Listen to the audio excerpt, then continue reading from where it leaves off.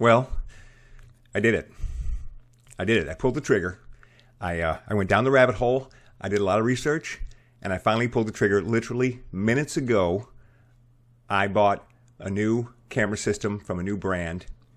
Look at me. See that? Yeah, but this is the hand I shoot with. I've talked a lot about it for a long time, and those of you who know me, oh, by the way, hi, it's Boo Ray Perry in Tampa, Florida. Welcome to the show. I've talked about this for a long time. Don't forget, I have a podcast called Photobomb. You can find it anywhere the podcasts are found, and if you want to see any of the gear that I use, the links are right below in the description. All right, there we go. That's out of the way. I really am seriously shaking. Can you tell? All right, so here's the deal.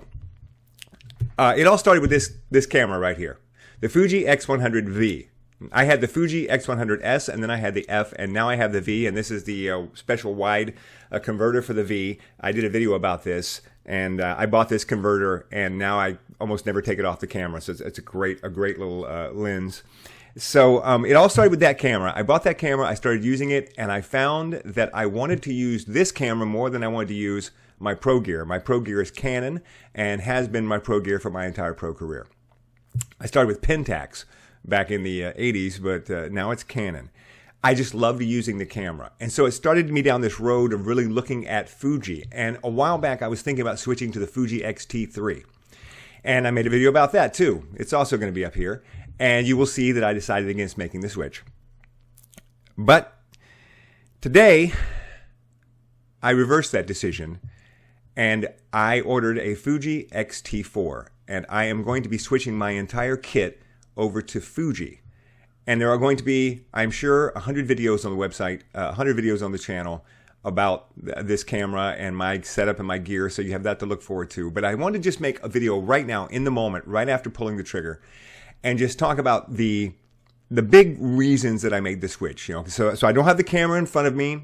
I'm not going to put up a bunch of pictures, but while it's fresh in my mind, I really wanted to share it with you because I know that you might be like me and you might be thinking about making a switch from Canon or Nikon or even a Sony to Fuji, and you're wondering if you should. And if you're like me, you might be watching a million videos on YouTube looking for some guidance and some help. And I'm just hoping that maybe this will help you a little bit. I can tell you why I did it. All right, I've got to take a drink. Okay, so point number one, quality. Again, I'm just going to cover a couple of points today. The big question you have to ask yourself is, where are we in the revolution of the APS-C sensor? Because I have been using full frame for my entire career. Full frame has always given better image quality than APS-C. This cannot be disputed. An APS-C camera cannot equal a full frame sensor when it comes to image quality, especially at high ISO low light settings, which is what I shoot a lot of in weddings and bar mitzvahs and stuff like that. And that's why I've always been a full frame shooter. My camera was the 5D Mark III, the Canon 5D Mark III. Are APS-C cameras equal? No, they're not. They're not going to be equal. But here's the thing. Have we reached a moment where APS-C sensor technology has finally gotten to the point where it's good enough? And I know that might sound heretical. That might sound, well, good enough. Who wants good enough? I want the best. But you have to remember, good enough has always been the standard for photography. If you go back to the 1970s and you go into a professional photographer's studio, if he's a good photographer, he's going to have a medium format camera. He might have a full frame camera for working on location, but for the serious work, for the studio work, he's going to have a medium format camera because medium format cameras were better than full frame cameras. And then at some point, 10, 15, 20 years ago maybe, I don't know, suddenly full frame became good enough.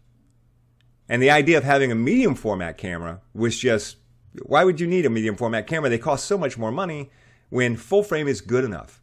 And now full frame has become the new medium format. Full frame that's the top camera. No one ever says you need better than full frame, right? So the question is, are we at the point that APS-C has now become good enough? How long will it be before we start to say, why do you have a full frame camera? APS-C does a good enough job, and it's smaller, and it's lighter, and it costs less money. The same things we said about medium format. The same things we said about full frame. So I have come to the conclusion that it is. I did a lot of pixel peeping. I downloaded a lot of raw files. I compared them side by side with my own raw files. The Fuji X-T4's APS-C sensor is not going to produce an image that is as good in low light or high ISO as the Canon R5 or even the Canon R6. But it will produce an image that's as good as my current camera, the Canon 5D Mark III. And my current camera is good enough, has been good enough for 10 years. So if I'm going to replace that camera and I'm going to go mirrorless, why shouldn't I be looking at a camera that's cheaper and lighter and smaller if the quality is the same? See, that's what sent me down the rabbit hole of looking into Fuji. Also the fact that I just love the cameras. I love the brand. So I did a lot of research, and I came to the determination that yes, I will not have a problem shooting at ISO 3200 in events, even 6400, which I don't do now. With this camera, I will not have a problem with the images. I think that they're just fine, and they'll do the job. So then, all the other factors come into play, but we're only going to talk about two factors today. One is the decision to even look at APS-C, which I just covered, and the other one is the biggest determining factor in going to APS-C, and in this case, specifically Fuji. I've got to take another sip. The very best camera that you can buy that is a full-frame mirrorless camera from Canon is the Canon R5, and it costs $3,900 for the body. You can also buy the Canon R6, which is $2,500. Now, this is a 20 megapixel sensor. It's a smaller sensor. Doesn't have quite all the bells and whistles as the R5, but it is a fine camera. And I can tell you, I was absolutely looking at the R6. So let's say I'm making the jump. I'm making the jump to mirrorless. What do I need? Well, I'm going to need the body. Okay, that's the Canon R6, $2,500. Then I'm going to need, well, let's start with the R5. I'm going to get the R5. Okay, let's get the very best one we can get, right? The Canon R5. I'm going to need a 70 to 200 millimeter lens, and I'm going to need a 24-70 lens. Now, I already have these lenses with my current kit, but I'm shaking. But I already have these cameras with my current kit, so I can use them with an adapter. But for how long? I've been using these lenses for 10 years. They're out of service now with Canon. Parts are becoming very, very scarce and hard to find. Eventually, over the next 10 years, you know I'm going to make the switch. You know I'm going to get R-series lenses for my R-series body. So let's look at the long-term cost, not just what's going to cost me today, but what's going to cost me over the course of the next 5 or 10 years. So I need the camera, and I need at least two lenses. I need the 7200, I need the 2470. What's that going to cost me? And I'm just going to put those numbers right here on the screen as I talk, so I don't have to look them up. Let's get the thing out. Okay, the R5, 8900, and the R6, 7500. So my bottom line cost, 7500 to get the R6 and the two lenses I definitely need for shooting events. Now, let's go over to Fuji. Here's what I just ordered today from Fuji. I ordered the Fuji X-T4. I ordered the two lenses that I need, the 50 to 140 and the 16 to 55. These are the equivalent lenses to the two Canon lenses, both f2.8 lenses. And here was my total. A little difference there, right? So what else did I order today? Well, since I didn't spend $7,500 today, since I only spent $3,900 today, I also ordered a brand new top-of-the-line think tank bag, which is, I just know this bag is going to be fantastic because finally someone has made a bag with 4 wheels. I've been waiting for this for years. And finally, a bag with 4 wheels. I'm sold.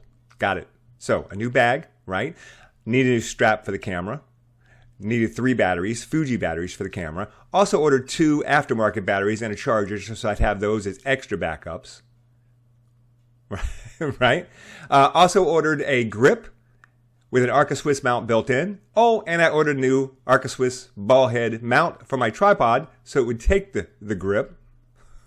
And I ordered the Godox remote that would fire my off-camera lights because I really like this remote. So, here's my new total. Guess what? I'm at $4,762. I still have not spent as much money as I would have spent just getting the camera and 2 lenses from Canon. if I wanted to spend more money today, what could I get?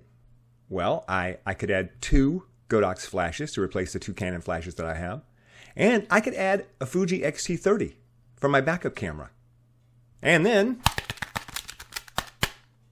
there's my price. I still am $1,500 short of how much I would have spent today just for the Canon R6 and 2 lenses. And $15 less gets me everything. My full kit, camera, backup camera, both lenses, tripod mount, flash, batteries galore, remote, two flashes, everything, my whole kit. Like building a kit from scratch. If I was building a kit from scratch today, I could build my entire kit, including backup cameras and flashes, for $1,500 less than just buying the camera and 2 lenses from Canon. And eventually, I would have to buy a backup camera too, because once you switch to the R lenses, they're not backwards compatible. So if you switch to the R lenses, my backup camera, which is a DSLR, it won't take the R lenses. So once you switch to an R lens, you've got to buy an R for your backup. So you got to add that to your cost eventually too. So listen, I'm going to be making more videos about this, but today, while it's fresh, I just wanted to get it out there because I know a lot of people in my group, Pro Photo Talk, on Facebook are going to be asking me questions, and I just thought it'd be easier to make a video so that everybody could see it. But the bottom line is, I think that a Fuji X-T4 with a crop sensor takes pictures in low light as good today as my Canon 5D Mark III does. And I know the price is much cheaper, much less expensive. And they're smaller, they're lighter, any future upgrades are going to be less expensive. This may be the last brand I ever use. So I put a lot of thought into this. And as of today, well, as of a few days from now, I guess when the kit arrives, I am a Fuji shooter. Thanks for watching.